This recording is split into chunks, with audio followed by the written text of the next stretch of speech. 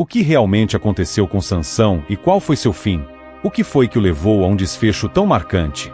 E por que a história de seus últimos momentos é considerada uma das mais impactantes de toda a Bíblia? Se você acha que estudar a Bíblia é importante, já curta este vídeo, inscreva-se no canal e compartilhe com quem ama aprender mais sobre as Escrituras. Agora vamos à explicação. Sansão desceu para Timnah, e ao chegar à terra dos filisteus, viu uma mulher que chamou sua atenção de forma irresistível. Embora sua família desaprovasse a escolha, insistindo que ele escolhesse alguém de seu próprio povo, Sansão estava decidido. Ele a queria como esposa, sem saber que essa decisão daria início a uma série de eventos que marcariam sua vida.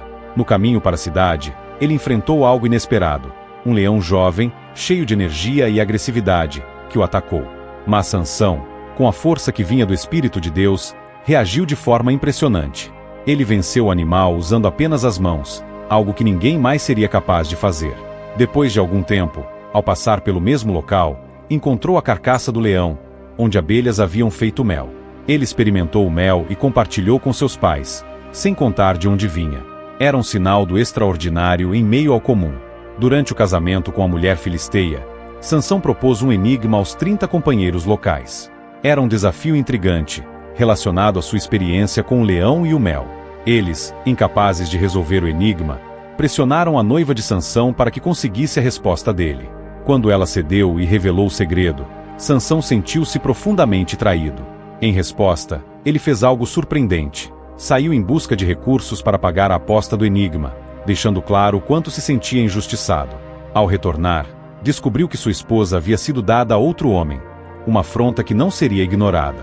Em um ato de vingança e de mensagem direta aos filisteus, Sansão capturou 300 raposas, amarrou tochas em suas caudas e soltou-as entre as plantações inimigas, destruindo vinhedos e colheitas inteiras. A reação dos filisteus foi intensa e trágica, o que aumentou ainda mais a ira de Sansão.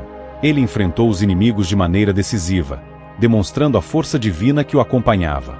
Depois disso, Sansão se refugiou em uma caverna, mas os filisteus estavam determinados a capturá-lo. Pressionaram os homens de Judá para que entregassem Sansão a eles. Sem alternativa, os próprios israelitas amarraram Sansão e o levaram até os filisteus.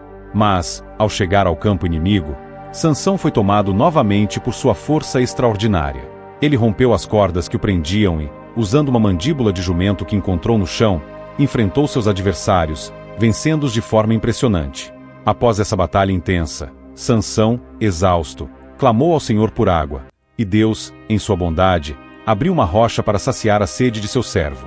Apesar de sua força e das vitórias que acumulava, Sansão também tinha suas fraquezas. Ele era impulsivo e muitas vezes deixava seus desejos conduzirem suas ações. Durante uma viagem a Gaza, ele entrou na cidade inimiga, atraindo a atenção dos filisteus, que cercaram o local onde ele estava, planejando capturá-lo ao amanhecer. Mas Sansão, no meio da noite, levantou-se e foi até os portões da cidade. Em um ato surpreendente, arrancou os portões estruturas enormes e pesadas e os carregou até o topo de uma colina, demonstrando novamente sua força incomparável. Foi então que Sansão conheceu Dalila, uma mulher que mudaria para sempre o curso de sua história. Os filisteus, em busca de uma forma de derrotá-lo, ofereceram uma grande recompensa a Dalila para que ela descobrisse o segredo de sua força. Dalila, usando sua astúcia, começou a sondar Sansão. Por 3 vezes, ele a enganou, dando respostas falsas sobre a origem de sua força. Mas Dalila não desistiu. Com palavras persistentes e manipuladoras, ela conseguiu que Sansão lhe confiasse seu maior segredo. Sua força estava em seu voto com Deus, simbolizado pelos cabelos que jamais haviam sido cortados. Enquanto Sansão dormia, Dalila chamou os filisteus, que cortaram suas tranças e o dominaram. Quando ele acordou, tentou reagir, mas sua força o havia abandonado. Ele foi levado pelos inimigos para Gaza, onde sofreu uma série de humilhações. Perdeu sua visão e foi forçado a trabalhar em tarefas degradantes, como girar um moinho, algo que simbolizava sua completa queda diante dos que antes temiam sua força. Como foi o fim de Sansão e qual foi seu legado? Cego, humilhado e forçado a viver como um prisioneiro, Sansão parecia estar distante do herói que um dia foi. Ele, que já havia sido temido e respeitado por sua força descomunal, agora se encontrava em uma situação de total vulnerabilidade. Os filisteus o exibiam como um troféu, um símbolo de sua vitória sobre o povo de Israel e sobre o Deus que Sansão servia. Ele girava o moinho dia após dia, em uma tarefa repetitiva e degradante. No entanto, enquanto trabalhava silenciosamente, algo acontecia. Os fios de seu cabelo, que haviam sido cortados como parte de sua derrota, começaram a crescer novamente. Esse detalhe, à primeira vista insignificante, prenunciava algo maior. Sansão, mesmo em sua condição de fraqueza, não havia perdido a conexão com Deus. O homem que tantas vezes havia agido por impulso e desejo agora tinha tempo para refletir. Ele, que havia confiado na própria força e nos prazeres da vida, finalmente entendeu que sua verdadeira força vinha do Senhor, e não dele mesmo. Os filisteus, confiantes de que Sansão estava completamente vencido, decidiram organizar uma grande celebração no templo de Dagom, seu deus. Era um momento de festa, e os líderes filisteus, junto com uma multidão de homens e mulheres, se reuniram para celebrar sua vitória sobre Sansão e Israel.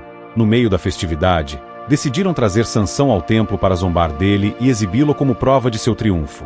Imagine a cena: um templo enorme, repleto de gente, gritos de alegria e sarcasmo, enquanto Sansão, guiado por um jovem, é levado ao centro do salão. Para eles, ele era apenas uma sombra do que já foi, uma lembrança do passado glorioso que agora estava enterrado. Eles não sabiam, porém, que algo profundo havia mudado dentro de Sansão. Ao chegar ao templo, Sansão pediu ao jovem que o guiasse até as colunas que sustentavam a construção. Ele pediu para ser colocado entre elas, alegando que precisava se apoiar. Enquanto estava ali, em meio às risadas da multidão, Sansão fez algo que não havia feito com tanta sinceridade antes. Ele orou. Sua voz ecoou em um clamor genuíno, vindo do fundo de sua alma. Ele disse: Senhor Deus, lembra-te de mim. Fortalece-me mais uma vez, para que eu cumpra o propósito para o qual fui chamado. Sansão sabia que sua força não vinha de seus músculos, mas de Deus. E, naquele momento, sua oração não era um pedido egoísta. Ele não buscava vingança por motivos pessoais, mas desejava cumprir o chamado que havia recebido desde o início: ser um libertador de Israel. Com suas mãos apoiadas nas colunas principais, Sansão sentiu a força divina voltar a fluir em seu corpo. Ele começou a empurrar com toda a sua determinação. Primeiro, um leve tremor percorreu a estrutura. Depois, o som de pedras se partindo encheu o templo. A multidão começou a correr, mas já era tarde demais. As colunas cederam, e o templo desmoronou. Sansão, ao fazer isso, derrotou mais inimigos naquele dia do que em toda a sua vida. Foi um ato de redenção, uma prova de que Deus pode usar até os mais imperfeitos para cumprir seus propósitos. Mesmo em sua queda, Sansão tornou-se uma ferramenta poderosa nas mãos do Senhor, trazendo libertação ao povo de Israel e lembrando a todos que a verdadeira força está na fé e na obediência a Deus. O legado de Sansão não está apenas em suas façanhas ou em sua força extraordinária. Ele nos deixa uma lição profunda sobre redenção e propósito. Mesmo com seus erros e falhas, Sansão foi usado por Deus para cumprir um plano maior. Ele nos lembra que, quando nos voltamos ao Senhor, não importa o quão distante possamos estar, Deus pode nos restaurar e nos usar de forma poderosa. E assim, Sansão encerrou sua jornada, não como um derrotado, mas como um herói que, em seu último ato, cumpriu o propósito pelo qual havia sido chamado. Um exemplo de que, mesmo em nossa fraqueza, Deus é forte.